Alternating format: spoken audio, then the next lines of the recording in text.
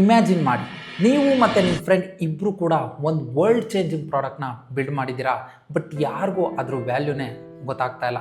ನಿಮ್ಮ ಕೈಲೂ ಅದನ್ನು ತುಂಬ ದಿನ ಮೇಂಟೈನ್ ಮಾಡೋದಕ್ಕಾಗ್ದಲೇ ತುಂಬ ದುಡ್ಡಿರೋ ಒಬ್ಬನ ಹತ್ರ ತೊಗೊಂಡೋಗಿ ಇದನ್ನು ನಾವು ಮಾರಬೇಕು ಅಂತ ಇದ್ದೀವಿ, ಪ್ಲೀಸ್ ತೊಗೊಳ್ಳಿ ಅಂತ ಕೇಳ್ತೀರಾ. ಬಟ್ ಅವನು ನಿಮ್ಮನ್ನು ಡೈರೆಕ್ಟಾಗಿ ರಿಜೆಕ್ಟ್ ಮಾಡಿ ವಾಪಸ್ ಕಳಿಸ್ತಾನೆ. ನಿಮಗೆ ಗೊತ್ತಾ ನೀವು ತೊಗೊಂಡೋಗಿರೋ ಆ ಪ್ರಾಡಕ್ಟ್ ಯಾವುದು ಅಂತ? It's Google. ಆ್ಯಂಡ್ ನೀವ್ಯಾರು ಅಂತ ನಿಮಗೆ ಗೊತ್ತಾ? Larry Page and Sergey Brin. ಈ ಎಮೋಷ್ನಲ್ ಸ್ಟೋರಿ ಹೆಂಗೆ ಇಬ್ಬರು ಸ್ಟೂಡೆಂಟ್ಸು ಇಡೀ ಇಂಟರ್ನೆಟ್ನೇ ರೀಡಿಫೈನ್ ಮಾಡಿದ್ರು ಅನ್ನೋದ್ರ ಬಗ್ಗೆ. ಸೊ ಅದಕ್ಕಿಂತ ಮುಂಚೆ ಆದಷ್ಟು ಒಳ್ಳೆ ವಿಷಯನ ನಿಮ್ಮ ಹತ್ರ ಶೇರ್ ಮಾಡಬೇಕು ಅನ್ನೋ ನನ್ನ ಈ ಒಳ್ಳೆ ಪ್ರಯತ್ನಕ್ಕೆ ನಾನು ನಿಮ್ಮ ಹತ್ರ ಕೇಳೋದು ಒಂದು ಲೈಕ್, ಒಂದು ಸಬ್ಸ್ಕ್ರೈಬ್ ಅಷ್ಟೇ. ಯಾಕಂದರೆ ನಾವು ಜಸ್ಟ್ ಗೂಗಲ್ ಅನ್ನೋ ಒಂದು ಸರ್ಚ್ ಇಂಜಿನ್ ಬಗ್ಗೆ ಮಾತಾಡ್ತಾ ಇಲ್ಲ, ನಮ್ಮಂತೆ ನಿಮ್ಮಂತೆ ಕನ್ಸು ಕಟ್ಕೊಂಡಿದ್ದ ಇಬ್ಬರು ಸ್ಟೂಡೆಂಟ್ಸ್ ಬಗ್ಗೆ ಮಾತಾಡ್ತಾ ಇದ್ದೀನಿ. ಪ್ಲೀಸ್ ನಿಮ್ಮ ಫೋನ್ನ ಆನ್ ಮಾಡಿ ಸೈಡ್ಗಿಡಿ, ಇಯರ್ಫೋನ್ ಹಾಕೊಳ್ಳಿ, ಈ ಸ್ಟೋರಿನ ಕ್ಲೀನಾಗಿ ಕೇಳಿಸ್ಕೊಳ್ಳಿ. ಅದು 1995 ಸ್ಟ್ಯಾನ್ಫೋರ್ಡ್ ಯೂನಿವರ್ಸಿಟಿಲಿ ಇಬ್ಬರು ಸ್ಟೂಡೆಂಟ್ಸ್ ಇರ್ತಾರೆ. ಒಬ್ಬ ಲ್ಯಾರಿ ಆ್ಯಂಡ್ ಇನ್ನೊಬ್ಬ ಸರ್ಗಿ. ಇಬ್ಬರು ಕೂಡ ಒಂದು ರಿಸರ್ಚ್ ಪ್ರಾಜೆಕ್ಟಲ್ಲಿ ಮೀಟ್ ಆಗ್ತಾರೆ. ಈ Larry link structure of the web ಅನ್ನೋ ಪ್ರಾಜೆಕ್ಟ್ ಮೇಲೆ ವರ್ಕ್ ಮಾಡ್ತಿದ್ರೆ, ಈ ಸರ್ಗಿ ಒಬ್ಬ ಮ್ಯಾಥಮೆಟಿಕಲ್ ಜೀನಿಯಸ್ ಆಗಿರ್ತಾನೆ. ಆ್ಯಂಡ್ ಇನ್ನೊಂದು ವಿಷಯ ನಿಮಗೆ ನಾನು ಹೇಳಲೇಬೇಕು, ಇಬ್ಬರು ಕೂಡ ಯಾವತ್ತೂ ಬಿಲಿಯನೇರ್ಸ್ ಆಗಬೇಕು ಅಂತ ಪ್ಲ್ಯಾನೇ ಮಾಡಿಲ್ಲ. They just wanted to solve a problem that no one was solving ಅಷ್ಟೇ. 1995 ತುಂಬ ಸರ್ಚ್ ಇಂಜಿನ್ಸ್ ಇರುತ್ತೆ, ಬಟ್ ಎಲ್ಲ ಮೆಸ್ಸಿ ಆಗಿರುತ್ತೆ. ಆಲ್ಟಾ ವಿಸ್ಟಾ, ಯಾಹೂ, ಎಕ್ಸೈಟ್ ಎಲ್ಲ ರಿಸಲ್ಟ್ಸ್ ಏನೋ ಕೊಡ್ತಿರ್ತವೆ, ಬಟ್ ಯಾವಾಗಲೂ ಯೂಸ್ಫುಲ್ ರಿಸಲ್ಟ್ಸ್ನ ಕೊಡ್ತಾ ಇರಲ್ಲ.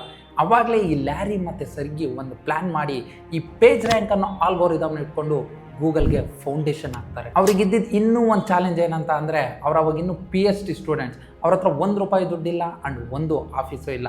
ಸೊ ಅದಕ್ಕೆ ಅದೇ ಸ್ಟ್ಯಾನ್ಫೋರ್ಡ್ ಯೂನಿವರ್ಸಿಟಿಲಿ ಒಂದು ಹಾಸ್ಟೆಲಲ್ಲಿ ಕೂತ್ಕೊಂಡು ಗೂಗಲ್ ಮೇಲೆ ವರ್ಕ್ ಮಾಡೋದಕ್ಕೆ ಸ್ಟಾರ್ಟ್ ಮಾಡ್ತಾರೆ.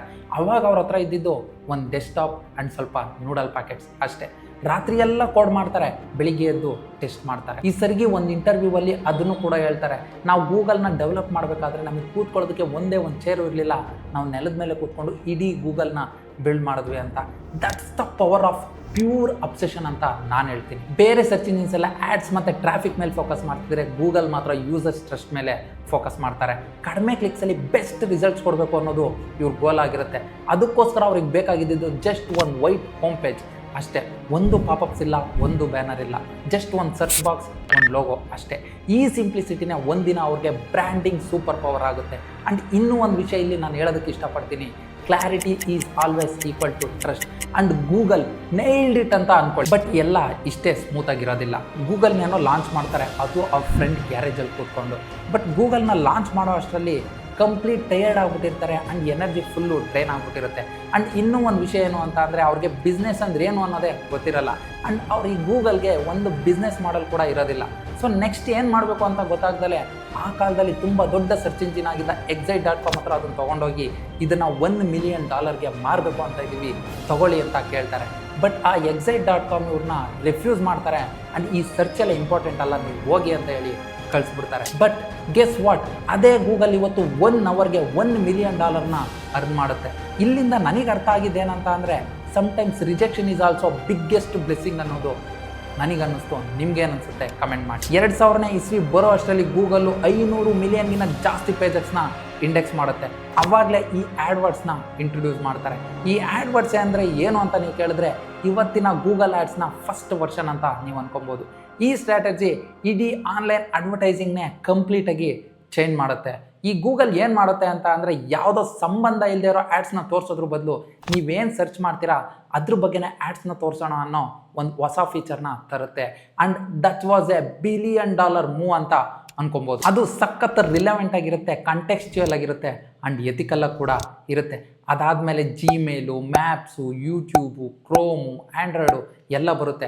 ಆವಾಗ ಇವುಗಳು ಜಸ್ಟ್ ಒಂದು ಪ್ರಾಡಕ್ಟಾಗಿ ಅಷ್ಟೇ ಉಳಿಯೋದನ್ನು ನಿಲ್ಲಿಸಿ, ಅಲ್ಲಿಂದ ಒಂದು ಎಕೋಸಿಸ್ಟಮ್ ಆಗಿ ಬೆಳೆಯೋದಕ್ಕೆ ಸ್ಟಾರ್ಟ್ ಆಗುತ್ತೆ.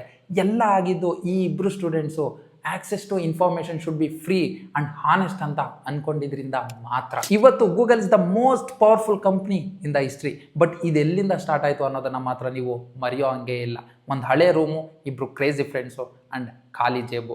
ಅವ್ರ ವಿಷನ್ ಎಷ್ಟು ಸ್ಟ್ರಾಂಗ್ ಆಗಿತ್ತು ಅಂತ ಅಂದರೆ, ಈ ರಿಜೆಕ್ಷನ್ ಅನ್ನೋದನ್ನೇ ಅವರು ರಿಜೆಕ್ಟ್ ಮಾಡ್ತಾರೆ. ಇಲ್ಲಿಂದ ನೀವು ಏನು ತೊಗೊಬೇಕು ಅಂತ ಅಂದರೆ, ಸಮ್ಟೈಮ್ಸ್ ನಿಮ್ಮ ಕನಸು ನಿಮಗೆ ತುಂಬ ಚಿಕ್ಕದು ಅಂತ ಅನ್ನಿಸ್ಬೋದು ಆ್ಯಂಡ್ ವರ್ಲ್ಡ್ ನಿಮ್ಮನ್ನು ಇದು ಯಾರು ಕೇರೇ ಮಾಡೋದಿಲ್ಲ ಅಂತ ಹೇಳ್ಬೋದು. ಬಟ್ ನಿಮ್ಮಲ್ಲ ನಂಬಿಕೆ ಇತ್ತು ಅಂತ ಅಂದರೆ ಒಂದಿನ world will search for you. ಈ ಸ್ಟೋರಿ ನಿಮಗೆ ಒಂದು ಸ್ವಲ್ಪ ಆದರೂ ಇನ್ಸ್ಪೈರ್ ಮಾಡಿದರೆ ನಾನು ನಿಮ್ಮ ಹತ್ರ ಕೇಳೋದು ಒಂದು ಲೈಕ್, ಒಂದು ಸಬ್ಸ್ಕ್ರೈಬ್ ಅಷ್ಟೇ. ಆ್ಯಂಡ್ ಆದಷ್ಟು ಇದನ್ನು ನಿಮ್ಮ ಫ್ರೆಂಡ್ಸ್ಗೂ ಶೇರ್ ಮಾಡಿ. ಆ್ಯಂಡ್ ಇದೇ ಥರ ಇನ್ನೂ ತುಂಬ ಒಳ್ಳೆ ವಿಷಯಗಳನ್ನ ನಾನು ನಿಮ್ಮ ಮುಂದೆ ತರ್ತೀನಿ. ಸೊ ಅದಕ್ಕೋಸ್ಕರ ನಾನು ನಿಮ್ಮ ಹತ್ರ ಕೇಳೋದು ನಿಮ್ಮ ಸಪೋರ್ಟ್ ಅಷ್ಟೇ. ಪ್ಲೀಸ್ ನನಗೆ ಸಪೋರ್ಟ್ ಮಾಡಿ. ಆ್ಯಂಡ್ ನೆಕ್ಸ್ಟ್ ಯಾವ ಬ್ರ್ಯಾಂಡ್ ಸ್ಟೋರಿ ನಿಮಗೆ ಕೇಳಬೇಕು ಅಂತ ಅನಿಸುತ್ತೋ ಕಮೆಂಟ್ ಸೆಕ್ಷನಲ್ಲಿ ಹೋಗಿ ಕಮೆಂಟ್ ಮಾಡಿ. ಮರಿದೆ ಸಬ್ಸ್ಕ್ರೈಬ್ ಮಾಡ್ಕೊಳ್ಳಿ. ಮತ್ತೆ ಸಿಗ್ತೀನಿ.